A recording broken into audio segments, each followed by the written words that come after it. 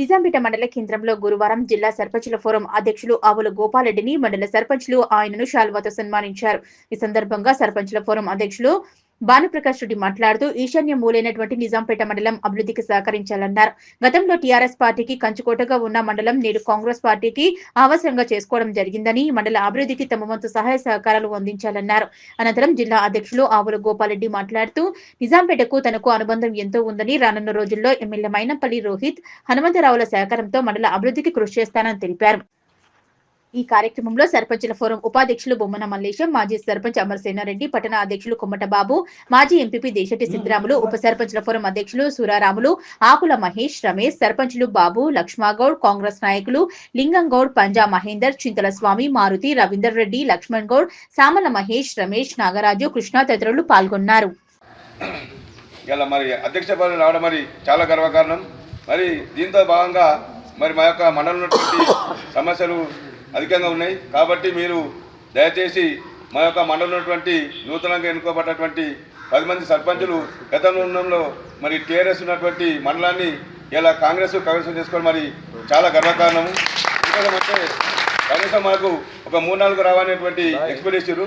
అలాంటిది ఇలా 10 మంది సర్పంచులను అదేవిధంగా వార్డు మెంబర్లను గెలుచుకోవడం చాలా గర్వకారణం. ఉప సర్పంచ్ నెంబర్లకు కూడా ధన్యవాదాలు తెలుపుతూ మొట్టమొదటిగానే నన్ను అమర్సేన్ రెడ్డి గారు మా ఈశాన్యం సైడ్ రావాలి అది అంటే ఇప్పుడు ఎల్లుండి పెద్ద ప్రోగ్రాం హనుమంత అన్నది ఉన్నా కానీ పిలవంగానే నేను చూస్తే తొందరగా పంపేయాలి బావ అని చెప్పగానే రమ్మని చెప్పగానే వచ్చిన ఏ సమస్యలు అయితే ఉన్నాయో అమర్సేన్ రెడ్డి గారికి తెలుసు.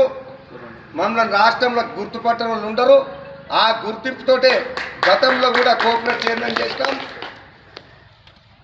టీఆర్ఎస్ ప్రభుత్వంలో కూడా ఎన్నడూ కూడా కాంగ్రెస్ జెండా ఎగిరేలా శంకరపేట మండలం పుట్టినగా అట్లాంటిది టీఆర్ఎస్ గాలిలో కూడా కాంగ్రెస్ జెండా ఎగిరేసి కాంగ్రెస్లకి మంత్రులు ముఖ్యమంత్రుల హోదా ఉన్న వాళ్ళు మారకుండా ఉండేపట్టే అంత గుర్తింపు ఉంచి ఇవాళ నారాయణఖేడ్ నుంచి మొదలుపెట్టి కొన్ని మండలాలు దొమ్మాట, కొన్ని మండలాలు మెదకు, ఇంత పెద్ద కాన్స్టిట్యూన్సీలో కూడా నాకంటే పెద్ద లీడర్లు ఉన్న పార్టీ సీనియర్ నాయకులను గుర్తింపు చూసి హనుమంతన్న ఎమ్మెల్యే రోహిత్ గారు నాకు ఇంత పెద్ద బాధ్యత అప్పచెప్పినందుకు వాళ్ళకి ధన్యవాదాలు తెలుపుతూ గతంలో రాజశేఖర్ రెడ్డి సారే చేసిందంటే మధ్యలో సర్పంచులు చేసిన వాళ్ళు ఏగిరు, ఎంపీ కూడా ఏగిరు. ఎన్ని బాధలు ఉన్నాయో, ఫండ్స్ ఉండకపోవు, ఏముండకపోవు.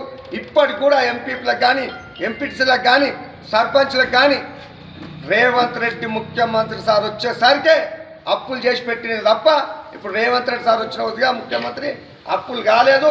ఆ పాత అప్పులు తీర్చడానికే గవర్నమెంట్ సరిపోతుంది. సర్పంచ్లకు చెప్పేది ఒకటే, చిన్న గ్రామ పంచాయతీలకు 5 లక్షలు, పెద్ద గ్రామ పంచాయతీలకు 10 లక్షలు డిక్లేర్ చేసిన ఘనత రాష్ట్ర ముఖ్యమంత్రి రేవంత్ రెడ్డి గారికి ఉంటుందని కూడా మేము కోరుకుంటున్నాం.